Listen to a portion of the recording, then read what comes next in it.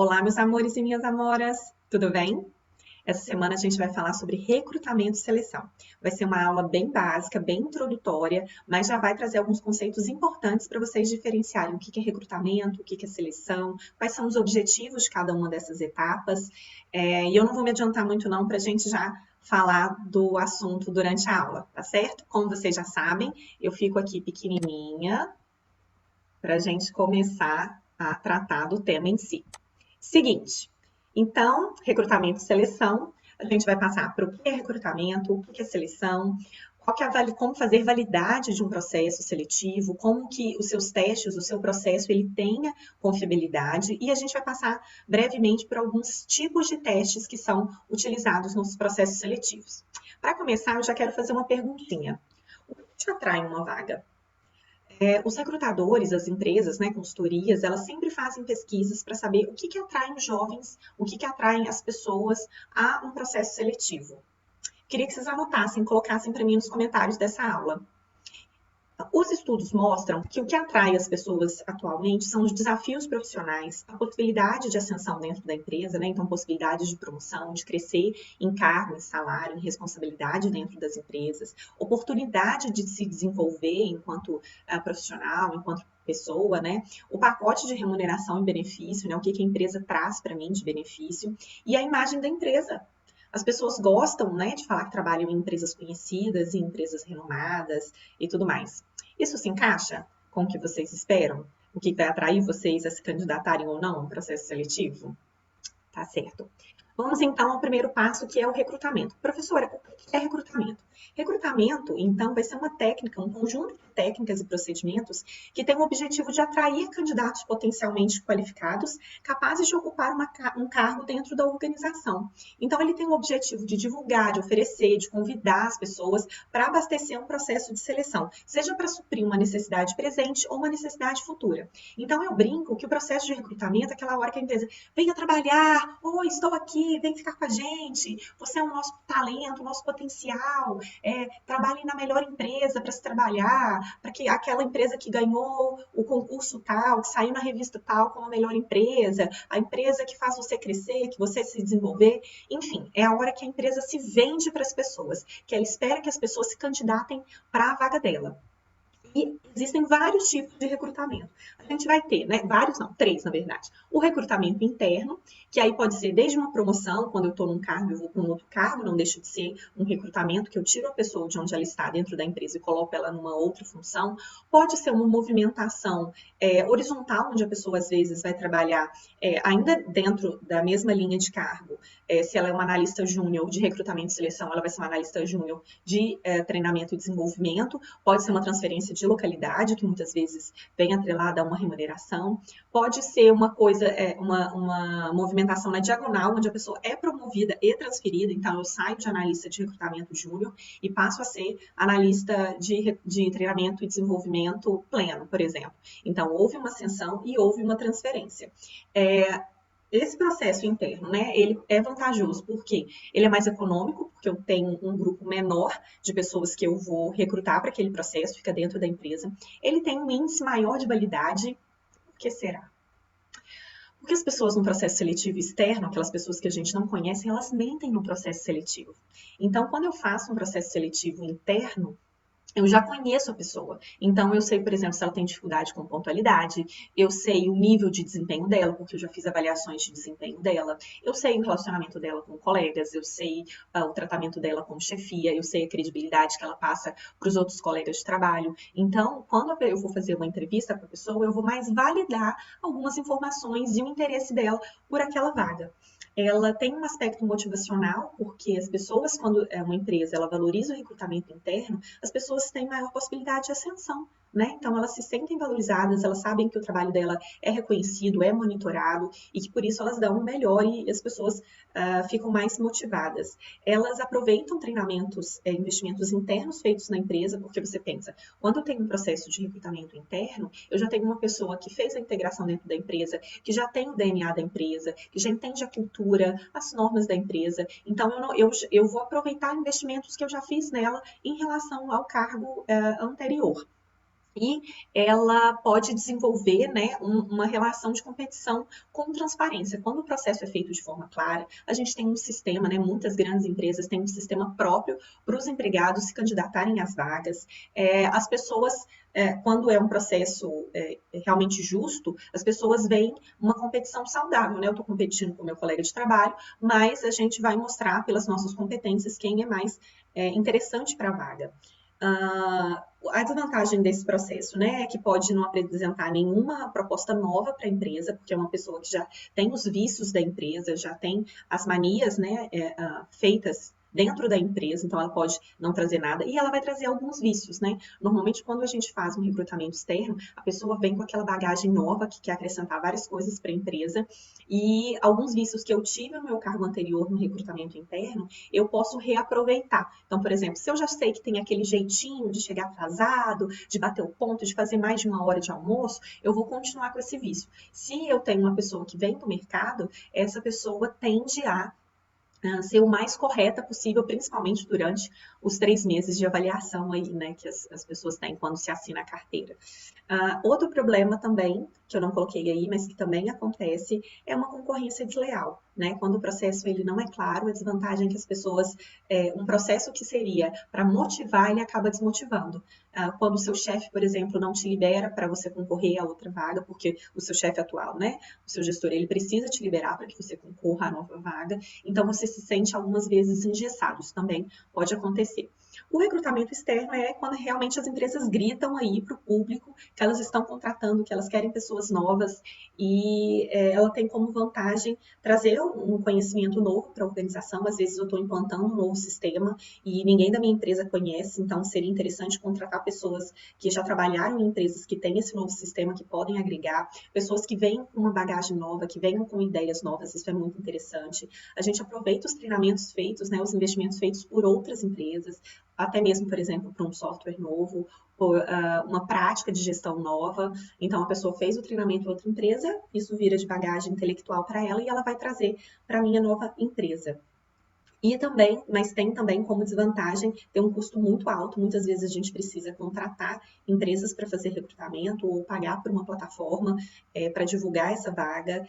A gente tem um custo de pessoal de recrutamento muito alto, porque tem que fazer uma triagem de currículo muito maior, tem que marcar várias entrevistas, testes psicométricos, que são mais onerosos para a organização. E a terceira forma é a forma mista, que é quando a gente mescla as duas possibilidades. A gente tanto divulga internamente a vaga, quanto externamente.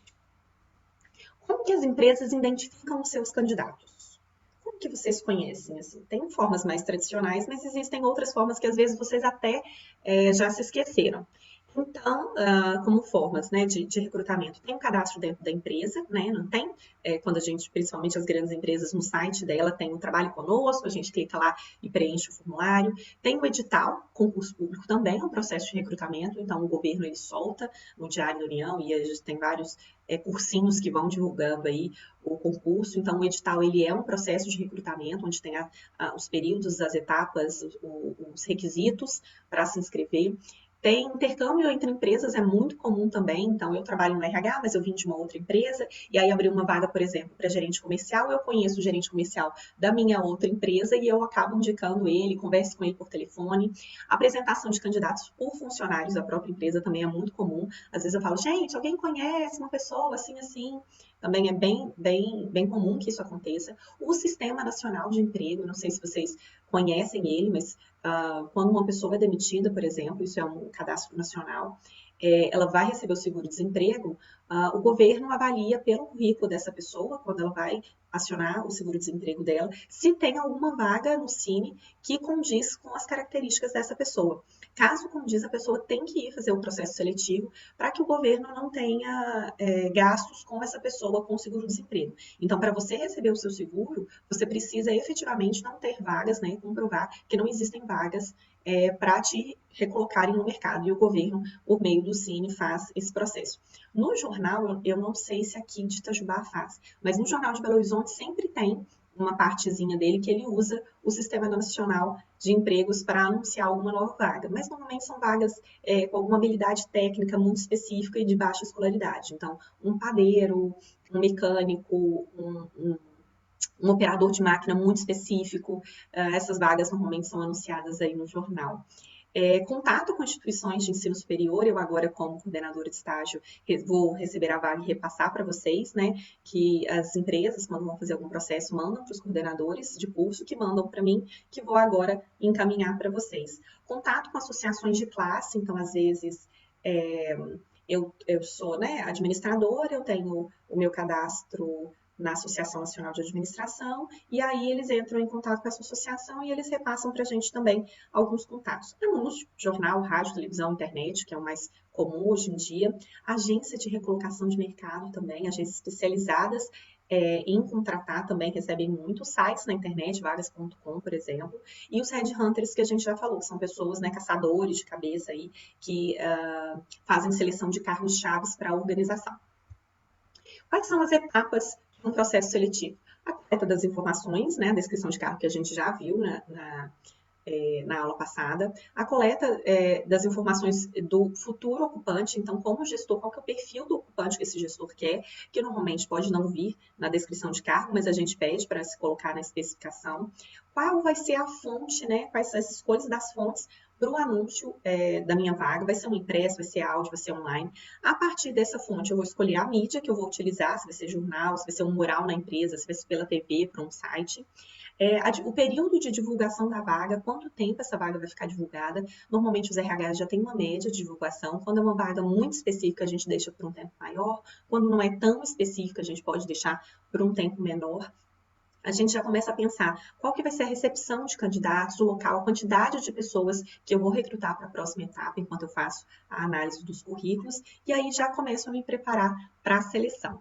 Coloco aí alguns exemplos de vagas esdrúxulas que a gente tem várias, eu recebi uma semana passada, horrível, aqui de Itajubá, não tive nem coragem de apresentar para vocês, porque eu fiquei chocada com o tipo de apresentação da vaga. Então, é interessante que quando o recrutador faz esse recrutamento de novos candidatos, ele já apresenta aí qual é a forma de comunicação, a forma que ele vai tratar os seus empregados. Então, é interessante que vocês façam uma leitura crítica sobre essas vagas que vocês recebem para perceber se mais do que a natureza do cargo, né, atividades que vocês vão executar, se a forma como a empresa se apresenta realmente é interessante para o que vocês querem na carreira de vocês. Então, a gente tem aí uma vaga, né, de informática, que fala que é para pessoas que gostam de trabalhar muito, porque a empresa vai exigir de vocês, então isso já indica o que ele quer. Tem uma descrição que eu achei super engraçada, que fala que a pessoa precisa ter boa escrita, ser paciente para lidar com o público e gostar de café, porque todo mundo da empresa gosta de café. A gente tem essa vaga de secretária que eu quase infartei, que fala que é para a pessoa fazer parte da direção por laços afetivos, e aí pede uma mulher bonita, enfim.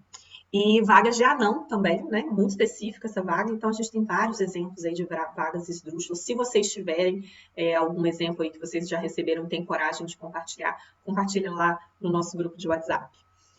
E aí, um outro exemplo também, procura namorada habilitada e que não beba, até 70 anos. Pois é, aí também a gente vai ver uma pessoa procurando uma alma gêmea e isso vai nos indicar a nossa atividade. O que eu quero de vocês? Recrutamento do amor. Então, eu quero que vocês realizem um processo seletivo com todas as etapas de um recrutamento, com o nome da vaga, descrição do cargo, o que essa pessoa vai ter que fazer, qual que é o perfil do candidato, as competências dele, especificações, né? O que é desejável para se candidatar para essa vaga, o que é obrigatório, né? Se você não tiver, você não pode se candidatar. Qual que é o perfil do contratante? Quando a gente vai no processo seletivo, sempre não tem uma chamada falando da empresa primeiro, né? A empresa tal, referência na área tal, parará, está contratando. E aí começa a falar sobre o cargo, pois é. Fale sobre o contratante. Qual que é a vantagem? Qual que é o diferencial de mercado para uma pessoa se candidatar? Por que eu tenho que me candidatar para a sua vaga? Essa é a grande questão. Então, coloca o local, como vai ser a inscrição, o período de inscrição, tudo isso tem que conter aí na sua vaga. Eu coloquei alguns exemplos lá no SIGA para vocês se orientarem. Seja criativo e persuasivo. Gente, eu quero ver, eu adoro essa atividade quando eu faço. Vocês são super criativos. Não podem esquecer da parte técnica. Então, olhem todos esses critérios aí. E aí, para quem me perguntar, professor, mas eu já tenho namorada, eu já sou casada. Gente, faz um quadro de reserva. A gente não sabe o dia de amanhã, né? Então, faça atividade, encaminha para mim. E aí, no nosso encontro do Meet, eu posto as mais. Tá certo? Vamos agora para a parte de seleção. O que é seleção? Seleção, gente, é um conjunto de técnicas e procedimentos também que visa basicamente comparar. Eu falo que, enquanto o recrutamento é oi, quero todos vocês, a seleção já é um pouco mais. Deixa eu comparar um candidato com o outro. O candidato para a vaga é a primeira comparação que eu faço, né, para ver se as pessoas que se candidataram realmente têm o perfil da vaga. E depois que eu tenho pessoas que têm o perfil da vaga, eu começo a comparar as características de cada uma para verificar quem está mais apto para assumir aquela vaga. Então, eu brinco, né? Falo que sempre o recrutamento é um sorriso e a seleção já é mais contida, mais racional, mais técnica, né? Então, o que a gente quer é a pessoa certa para o cargo certo. Hoje se fala da pessoa certa, de uma pessoa com potencial para futuros cargos, né? A gente vê essa aceleração no mercado, que as pessoas não querem ficar estagnadas na mesma vaga. Então, mais do que procurar uma pessoa que se adeque ao cargo, é uma pessoa que vai se adequar a outros cargos da empresa. Então, por isso que hoje os fits culturais estão tão em vogas, as avaliações psicológicas estão tão fortes hoje nos processos seletivos, mais do que as competências técnicas para se ocupar aquele cargo. Porque o que a gente quer é que a pessoa permaneça na empresa. E por isso que a seleção vai valorizar tanto se a pessoa certa para o cargo certo também é a pessoa certa para a empresa, certo? Então, a gente vai ter, né, o perfil do cargo, com as descrições das atividades, quais são as responsabilidades daquele cargo, e o perfil do candidato. Quais são as competências que a gente quer, a personalidade, o padrão de desempenho que a gente espera dessa pessoa. E aí, com as especificações da pessoa e as qualificações para aquele cargo, a gente vai fazer uma análise. A pessoa, por meio, né, dos formulários, do currículo, dos testes de seleção que a gente vai falar, das referências, enfim, ela se enquadra naquela vaga? Se sim, a gente aprova, se não, a gente rejeita. Então, é esse processo sempre de comparação. Quais são as etapas de um processo de seleção? Coletar também as informações sobre o cargo. Nem sempre a pessoa que faz o recrutamento é a pessoa que faz a seleção. Então, a gente volta a pegar o material do cargo, analisa as informações sobre esse futuro ocupante, faz uma separação e comunicação para os candidatos que a gente vai recrutar, né? E é interessante também que se faça uma comunicação para os candidatos que fizeram a candidatura, mas que não vão passar para as próximas etapas. Então, a gente comunica aqueles candidatos que se adequam ao perfil, escolhe as técnicas cabíveis para aquele processo seletivo de acordo com aquela vaga. Então, a gente não espera que a empresa faça sempre os mesmos testes para todas as vagas. Claro que em termos de cultura, em termos de personalidade, a gente pode aplicar os mesmos testes e variar nos resultados de acordo com a vaga que a gente quer. Mas os testes específicos, às vezes, de língua, de conhecimento, de formação, claro que eles devem ser adequados para cada vaga. A gente aplica essas técnicas que a gente escolheu, escolhe o candidato e aí vai para a fase de contratação. Dentro desse contexto, eu queria que vocês me contassem a experiência de vocês. O que vocês acham que seria uma boa seleção? Como que vocês sairiam de uma seleção falando assim, olha, não passei, tudo bem, mas eu fui bem avaliado. Perguntaram o que devia ser perguntado, eu fui respeitado durante o processo, eu fui comunicado durante o processo. O que para vocês, o que vocês consideram uma boa seleção? Eu queria que vocês me contassem uma experiência boa ou ruim, normalmente a gente lembra mais das ruins, mas de um processo de seleção que você passou e que você gostou ou que você não gostou, que você não achou interessante. Comenta aí no vídeo também, para mim. Por que, Juliana? E aí, Ju, qual que é a razão de eu conduzir um processo seletivo de forma correta? Por que eu tenho que investir nessa atividade? Então, a gente vai trazer aí 5 razões para se conduzir um processo seletivo de forma correta. Primeiro, é porque a performance da pessoa dentro da empresa depende dos subordinados. Então, eu preciso escolher a pessoa certa para o lugar certo. Então, as pessoas, né, a organização ela é composta por pessoas. Então, se as pessoas não tiverem o local certo, elas vão ficar desmotivadas, elas vão ter cidadania organizacional, né, que é uma boa relação com os colegas de trabalho, que agregue para a organização, ela não vai ser uma pessoa disposta a agregar a organização. Então, eu preciso ter a pessoa certa. Substituir pessoas é muito caro, eu já comentei com vocês em outras aulas. Então, tanto os custos físicos, né, da troca da pessoa, de contratação, de carteira de trabalho, de imposto que eu tenho que pagar, como também os Os custos emocionais, eles são muito caros, então, durante a semana as pessoas ficam muito improdutivas, o clima da organização piora, e isso tem uma queda de produção. Isso é pesquisa, gente, isso não é uma coisa que eu acho, que eu penso, que eu vivenciei só, não. Isso é uma coisa que as pesquisas demonstram, né? Então, a gente tem todo um custo de troca de pessoas, o processo seletivo que foi invalidado, né? Então, tive um gasto para o recrutamento que não foi validado, e também essa troca emocional, que tem grandes perdas na produtividade. A gente tem implicações legais, a gente tem vários estudos que mostram, né, como que as pessoas entram na justiça quando elas se sentem prejudicadas dentro de um processo seletivo, quando a pessoa entra e ela sai com raiva da empresa, então que ela vai processar, ela vai falar mal da empresa no mercado, isso também não é interessante. O auge da capacidade produtiva das pessoas e demora alguns meses ou anos. Então, se eu sempre tiver troca, rotatividade de uma pessoa dentro de um cargo, eu vou ter uma pessoa pouco produtiva. Então, por isso é bom eu já acertar de primeira para que a pessoa fique e eu tenha menos turnover dentro da empresa. E a gente evita comportamentos disfuncionais, ou seja, uma pessoa insatisfeita, uma pessoa contratada de forma errônea, ela pode gerar até prejuízos financeiros graves, né, como roubos, fraudes, violência dentro da empresa, e isso é muito ruim. Então, é a nossa porta de entrada, é a forma com que as pessoas entram na nossa empresa, por isso a gente precisa ter muito cuidado aí para receber essas pessoas.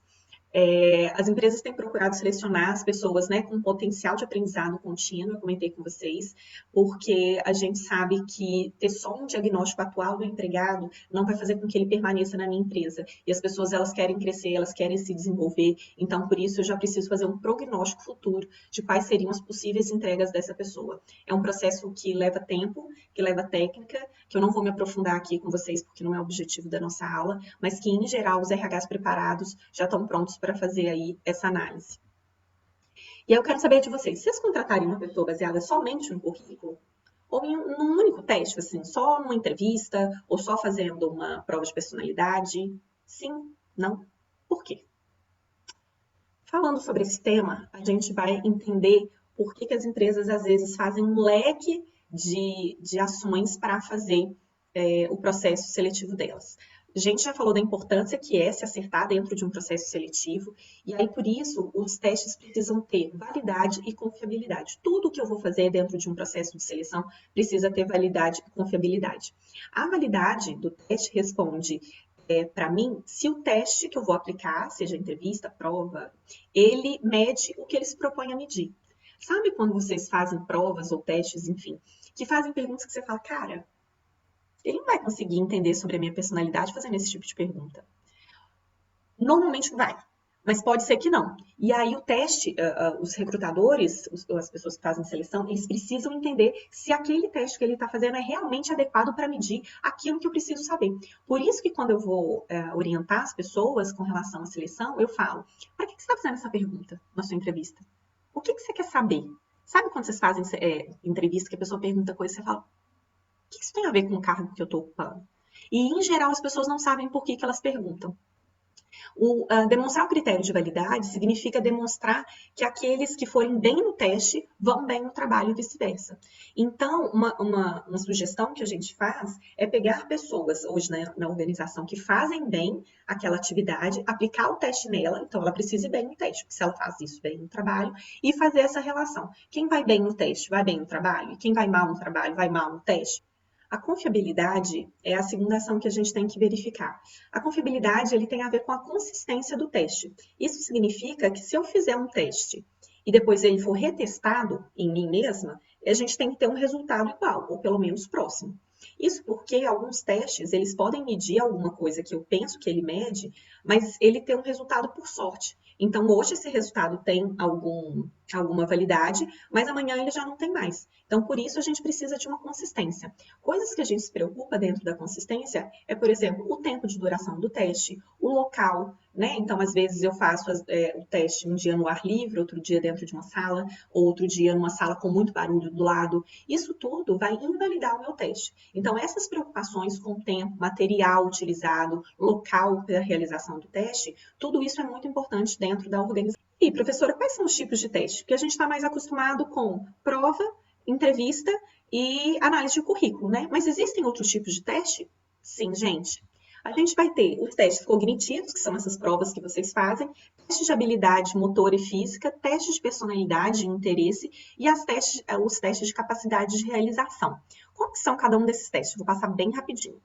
O teste de habilidade cognitiva são esses testes de QI, algum teste de inteligência, raciocínio indutivo, numérico, compreensão verbal, memória, enfim. As provas aí que vocês fazem para testar se vocês têm ou não determinado conhecimento. Coloquei alguns exemplos para quem quiser, quando a aula é presencial eu faço o teste com vocês, mas agora nessa aula virtual, quem quiser fazer aí, dá um pausezinho no teste e ver se é fácil, difícil, como que estão achando. A gente tem testes de habilidade motora para entender um pouco de destreza, velocidade, coordenação motora, enfim. Para algumas atividades mecânicas, talvez isso seja interessante para a indústria. Testes de habilidades físicas, coordenação, resistência. Isso também é muito importante quando a gente vai ter empregados que vão realizar atividade de força. Às vezes os exames médicos não dão nada, às vezes os exames fazendo pergunta para a pessoa, ela não conta, mas quando a gente vai fazer esses testes de habilidade motora, vai nos ajudar a ver se essa pessoa possivelmente vai realizar a atividade de forma que ela possa se lesionar, enfim. Isso também pode ser importante. Os testes de personalidade também são bem comuns dentro das empresas, que vão medir a motivação de vocês, as habilidades interpessoais, quais são os interesses, alguns aspectos básicos da personalidade, como introversão, extroversão, tolerância, como que você trabalha sob pressão, estabilidade emocional, que são muito importantes dentro do ambiente de trabalho. Então, esses são testes que a gente faz, que tem uma validade, psicólogos é que fazem, né? Ele tem uma validade, porque hoje a gente fala que as hard skills, as competências técnicas, a inteligência, os primeiros testes, a gente aprende muito rápido. Agora, as competências emocionais, personalidade, para mudar. Então, por isso a gente investe tanto também nestes testes. A gente tem outros exemplos aí de um teste que vocês podem fazer aí, pausar o vídeo e fazer o teste. E a capacidade de realização é um teste na prática. É você, por exemplo, um teste de realização que eu fiz quando eu me candidatei para o concurso de professora foi dar uma aula. Eles escolheram um tema, tive um tempo para preparar, e aí eles queriam ver a minha capacidade de realização daquela atividade. Então, é você fazendo mão na massa, mostrando se você tem competência para fazer aquela atividade ou não. Tá? Então, aí a gente tem também alguns exemplos. Algumas diretrizes aí para quem for aplicar testes que eu acho super importante para os recrutadores.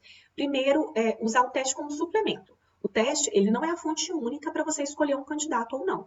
Porque eu falei, a validade e a consistência, ele tem um peso muito importante dentro do teste. Mas pode ser que a pessoa estava num dia ruim, pode ser que as condições para realizar o teste não eram tão confiáveis naquele momento. Então, eu não posso selecionar ou descartar um candidato apenas pelo teste. Verificar a validade do teste sempre, analisar se todas as contratações atuais, né, qual é o padrão de promoção e de desempenho dessas pessoas que hoje ocupam o cargo, para verificar se eu não estou pesando demais a mão na avaliação do teste ou não. Manter registros precisos sobre a avaliação daquele teste, para que se outra pessoa for avaliar aquela minha avaliação, que ela tenha competência para isso, né? Ela vai ler e vai entender o que eu escrevi. Então, a gente ter um registro sempre preciso de tudo que a gente está avaliando de forma impessoal é muito importante para a validade dos nossos testes. Comece sempre os programas de validação e confiabilidade desses testes antes de aplicar os seus candidatos. Usar um psicólogo certificado para determinados testes, não são todos que administradores podem aplicar, e sempre ter atenção às condições de aplicação daquele teste. Porque pode ser, foi o que eu falei, pode ser que seja num dia que esteja com muita movimentação dentro da empresa, ou muito barulho, ou comece muito atrasado, isso já influencia o psicológico da pessoa, ou que você apresse as pessoas, enfim. Então, se preocupe aí com as condições de aplicação do teste.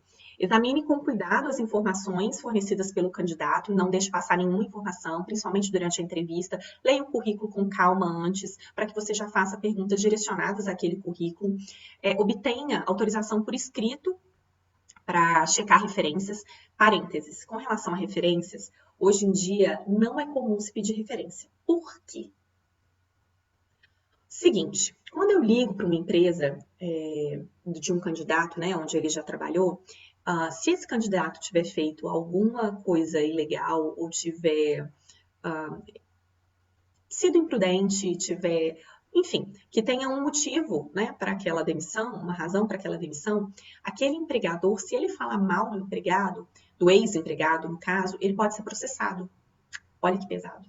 Então, as empresas hoje, pelo empregado, né, ser processado pelo empregado. Então, as empresas hoje, quando elas recebem essa ligação, normalmente elas dão respostas muito, não, não deu certo. Eles não são nada específicos para falar, olha, essa pessoa não é pontual, essa pessoa não é responsável, essa pessoa roubou da minha empresa, porque elas têm medo de serem processadas. A menos que elas consigam provar aquilo que elas estão falando, que não é comum. Então, por isso, referência já é uma coisa que a gente não utiliza muito.